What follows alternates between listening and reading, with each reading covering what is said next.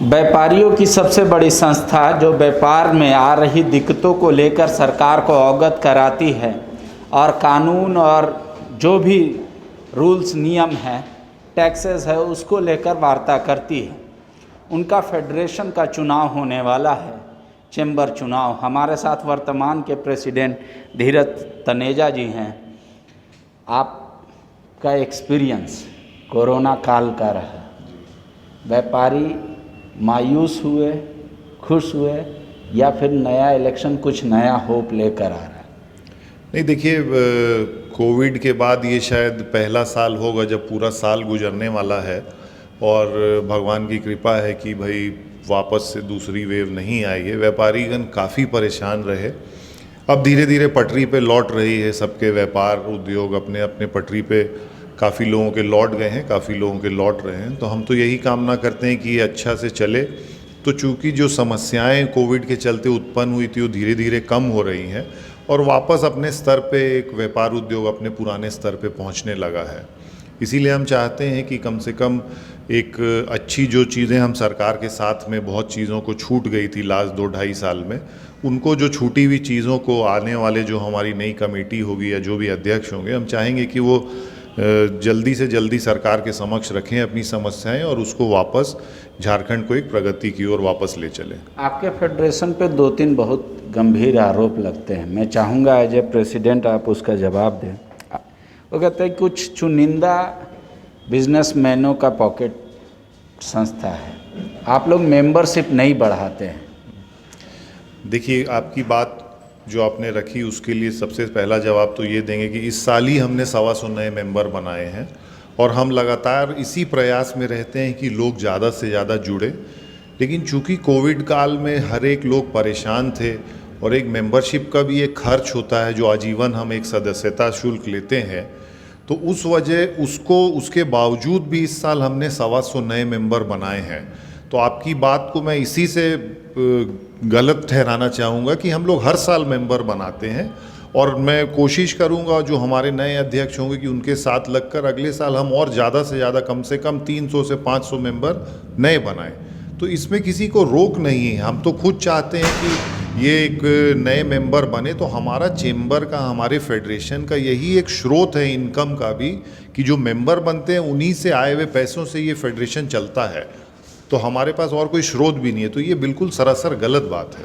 दूसरा एक आरोप लगता है कि जब राज्य सरकार अभी कृषि कर को लेकर या जब बाजार समिति को लेकर आपका पूरा चैम्बर पूरी तरीके से मुखर दिखा, बोला आज आटा से लेके सब पे जीएसटी जब चढ़ा तो उस प्रकार से चैम्बर मुखर नहीं दिखा, उसका विरोध वैसा स्वर नहीं था। विरोध भी हो रहा था पर सुनाई भी नहीं दे रहा था। देखिए, उसमें दो चीज़ें हैं, आपको पहले ये समझना पड़ेगा कि जो कृषि कर था वो झारखंड राज्य के लिए था और वो लोकल स्टेट गवर्नमेंट से, राज्य सरकार से हम लोग उसको डील करते थे। जो कि जीएसटी पे, आटा पे और जो आप कह रहे हैं जो जीएसटी काउंसिल ने लगाया था जो 5% का कर, वो सेंट्रल टैक्स है, वो जीएसटी काउंसिल की मीटिंग में डिसाइड होता है। तो आपकी बात को मैं रखने के लिए सबसे पहले ये बता दूं कि जिस दिन ये जीएसटी काउंसिल की मीटिंग हुई थी उससे 15 दिन पहले ही हमने निर्मला सीतारमण जी के नाम से हमारे जो यहाँ झारखंड के जो हमारे सेक्रेटरी हैं, जो मंत्री हैं, अपने रामेश्वर उरांव जी को और प्रधानमंत्री जी को, हमने सबको लगने से पहले ही ये किया था कि ये क्यों नहीं लगना चाहिए और हमने जीएसटी काउंसिल तक ये बात अपनी पहुंचा दी थी और रखी थी। चूंकि उसका निर्णय वहाँ होना था इसीलिए यहाँ बहुत विरोध करके उस पर कुछ होना नहीं था। तो हम उचित प्लेटफॉर्म पे अपनी बातें समय से पहले ही रख देते हैं। तो शायद आपके संज्ञान में या लोगों के संज्ञान में ये नहीं होगा कि हमने उचित प्लेटफॉर्म पे इसका विरोध दर्ज करवा चुके थे हम अपना पहले ही।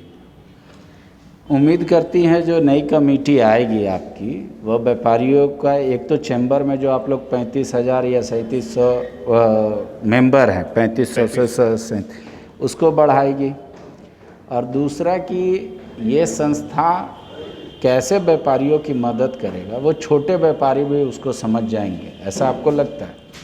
बिल्कुल, हम तो ये हमेशा कहते आए हैं कि ये व्यापारियों की संस्था है और सिर्फ जो हमारे मेंबर हैं उनकी समस्याओं को लेकर हम नहीं जाते हैं।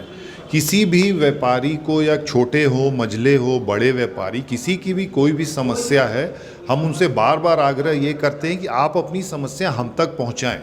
क्योंकि हम एक फेडरेशन है, हम यहाँ बैठ करके सबके समक्ष क्या समस्याएं ये हमारे पास तब तक नहीं आती हैं जब तक लोग हमें बताते नहीं। चाहे वो मेंबर रहे चाहे ना रहे, व्यापारी है तो आपको समस्या बता सकते। समस्या बिल्कुल, कोई भी हमारे समक्ष अपनी समस्या ला करके रखता है तो हम उस पे पीछे जरूर कार्रवाई करते हैं और फिर हम उनसे कहते हैं कि आप हमारे साथ जुड़िए, आप हमारे मेंबर भी बनिए। लेकिन ऐसा कतई नहीं है कि जो हमारे मेंबर हैं उन्हीं की समस्याओं पर हम ध्यान देते हैं। हम हर व्यापारी वर्ग, छोटे हों बड़े हों, ठेले खोमचों वालों पे एक लगा था फूड FSSAI का कि उनको अपना ये करवाना, साल का एक रजिस्ट्रेशन करवाना है, एक कुछ टेस्ट करवाना है। हमने उसका भी विरोध दर्ज करवाया कि एक छोटा व्यापारी जो ठेला खोमचा लगाता है वो कैसे इन चीज़ों को 750 रुपये दे के ट्रेनिंग लेगा और इस नॉर्म्स को पूरा करेगा। तो हम हर लेवल पे अपना विरोध दर्ज कराते हैं जहाँ पे ज़रूरत होती है और हम साथ में जोड़ करके लेकर के चलते हैं सबों को। शुक्रिया। धीरज जी का कैसा रहा कार्यकाल वो तो व्यापारी बताएंगे। फिलहाल जो नई कमेटी का चयन होना है कुछ दिनों बाद या इस महीने बाद, उम्मीद करनी चाहिए कि वो नई कमेटी पहले की कमेटी की तरह काम करेगी और ज़्यादा से ज़्यादा व्यापारियों को और चैम्बर से जोड़ेगी ताकि ये फेडरेशन का आकार और बढ़े। शुक्रिया। विवेकानंद विद्या मंदिर स्कूल एक CBSE affiliated English medium coed school है। हम शिक्षा के साथ संस्कार देते हैं। thefollowup.in. Like, share, and subscribe. www.thefollowup.in